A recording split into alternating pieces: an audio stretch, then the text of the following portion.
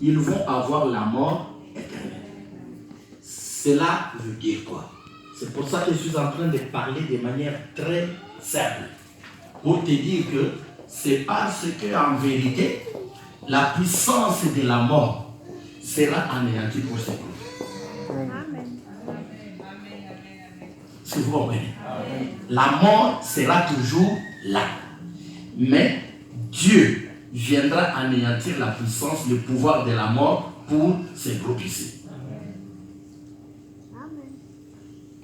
Ce qui signifie, il va faire quoi? Il va vaincre la mort. Vaincre la mort là, ça ne sera pas pour tout le monde.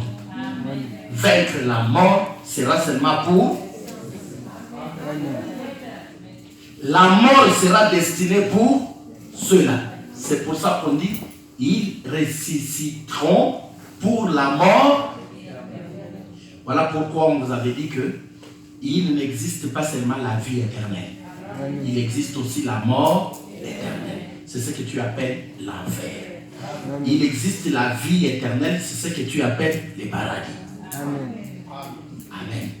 C'est-à-dire, ceux qui ressuscitent pour la vie éternelle sont envoyés au paradis.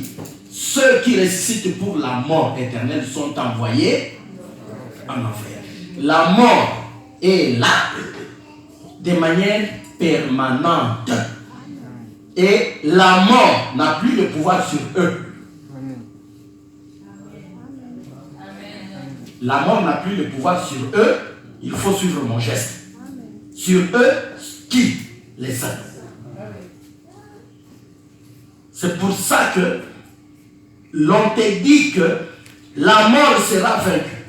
C'est-à-dire, parce que la mort voudra à ce que le juste et les injustes qui reviennent de la mort que nous avons ici sur terre, les justes et les injustes puissent être aussi frappés, qu'ils soient sous son pouvoir.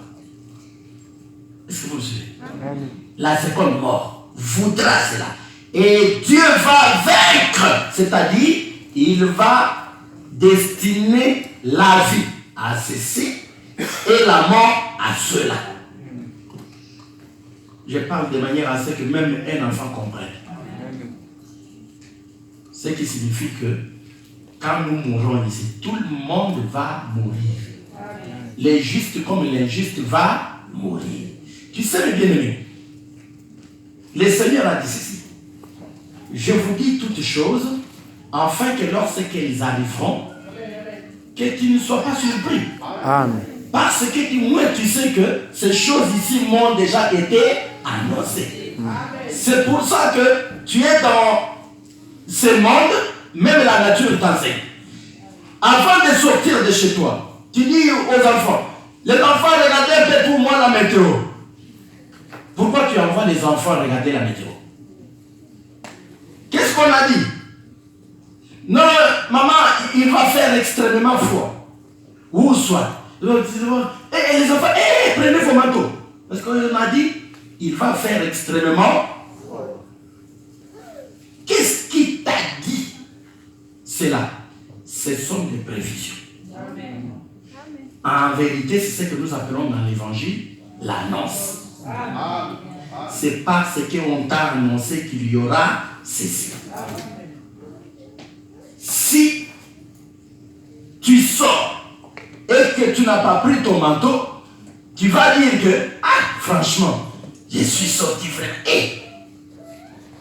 Et même, on dit que c'est honteux d'être mal habillé.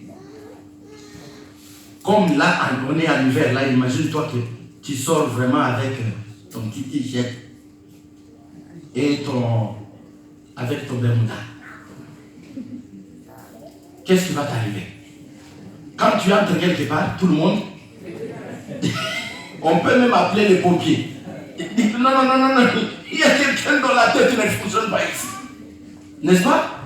Pourquoi? Parce que tu ne t'es pas adapté au temps. Amen. Tu ne t'es pas adapté aux prévisions. Amen. Si tu as suivi la météo, les prévisions météorologiques, Tu vas t'habiller en fonction de ces prévisions-là. Et quand tu iras, tu seras libre parce que tu vas te dire que de toute façon, je suis bien couvert. N'est-ce pas? C'est ça l'importance d'avoir une bonne connaissance. Amen. Amen.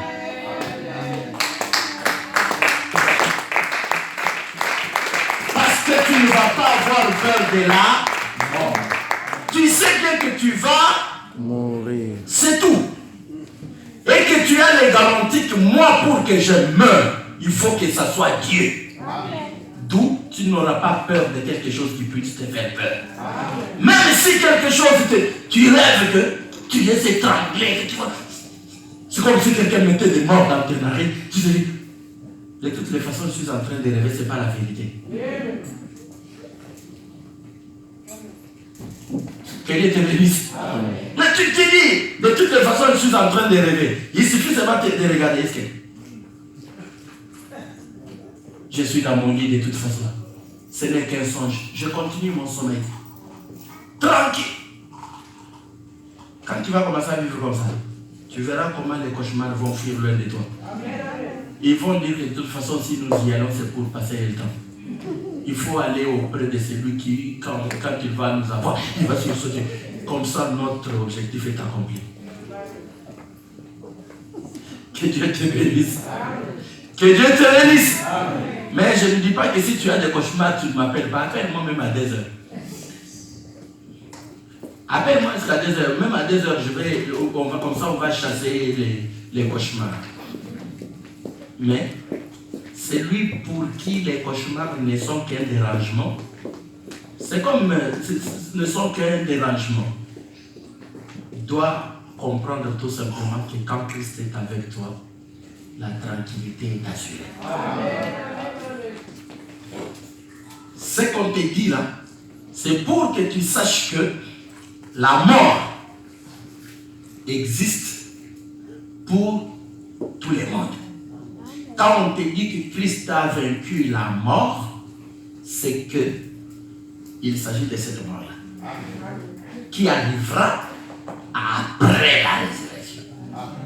C'est cette mort-là qui n'aura pas de pouvoir sur toi. Que Dieu te bénisse. Ce n'est pas la mort ici, tu risquerais de dire